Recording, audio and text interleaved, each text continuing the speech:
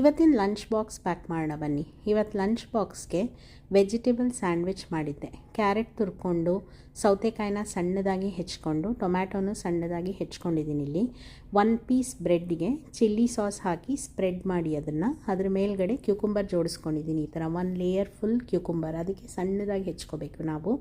ಅದ್ರ ಮೇಲ್ಗಡೆ ಚೆನ್ನಾಗಿ ಕ್ಯಾರೆಟ್ ಹಾಕಿ, ನನ್ನ ಮಕ್ಕಳಿಗೆ ಕ್ಯಾರೆಟ್ ತುಂಬ ಇಷ್ಟ. ಇದೊಂಥರ ಸ್ವೀಟ್ ಟೇಸ್ಟ್ ಇರೋದ್ರಿಂದ ತುಂಬ ಚೆನ್ನಾಗಿರುತ್ತೆ, ಟೇಸ್ಟಿಯಾಗಿರುತ್ತೆ. ನೀವು ಇದನ್ನು ಟ್ರೈ ಮಾಡಿ ನೋಡಿ. ಒಂದು ಸ್ವಲ್ಪ ಉಪ್ಪು, ಮೆಣಸು, ಅದ್ರ ಮೇಲೆ ಒಂಚೂರು ಆರಿಗ್ಯಾನೋ, ಚೀಸ್ ಸ್ಲೈಸ್ ಹಾಕಿ, ಟೊಮ್ಯಾಟೊ ಹಾಕಿ, ಇನ್ನೊಂಚೂರು ಉಪ್ಪು ಮೆಣಸು ಹಾಕಿಬಿಟ್ಟು ಇನ್ನೊಂದು ಪೀಸ್ ಬ್ರೆಡ್ ಇಟ್ಟು ಒಂದು ಸಲ ಪ್ರೆಸ್ ಮಾಡಿ ಅದನ್ನು ಈ ಥರ ತವಾ ಮೇಲೆ ಹಾಕಿ ಎರಡೂ ಕಡೆ ಚೆನ್ನಾಗಿ ರೋಸ್ಟ್ ಮಾಡ್ಕೊಳ್ಳಿ. ನಾನು ಫಸ್ಟ್ ಸ್ಯಾಂಡ್ವಿಚ್ ಮಾಡಿದಾಗ ಇವತ್ತು ತವಾ ತುಂಬ ಕಾದ್ಬಿಟ್ಟಿತ್ತು ನೋಡಿ. ಈ ಥರ ಸೀದೋಗ್ಬಿಡುತ್ತೆ ತವಾ ಮೇಲೆ ಮಾಡಿದ್ರೆ.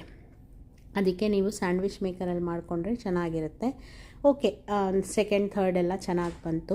ಈ ಸ್ಯಾಂಡ್ವಿಚ್ನ ಇವತ್ತು ನಾನು ಪ್ಯಾಕ್ ಮಾಡಿದ್ದೆ ಮಕ್ಕಳಿಗೆ. ಇದನ್ನು ನಾನು 2 ಪೀಸಸಲ್ಲಿ ಕಟ್ ಮಾಡಿದ್ದೀನಿ. ಬೇಕಾದರೆ 4 ಪೀಸಸ್ಸು ಕಟ್ ಮಾಡ್ಕೋಬೋದು. ಈ 2 ಪೀಸ್ ಬಂದು ನಮ್ಮ ಲಂಚ್ ಬಾಕ್ಸಿಗೆ ಕರೆಕ್ಟಾಗಿ ಫಿಟ್ ಆಗುತ್ತೆ. ನೋಡಿದ್ರಾ ಎಷ್ಟು ವೆಜಿಟೇಬಲ್ಸ್ ಇದೆ ಇದರಲ್ಲಿ ಅಂತ.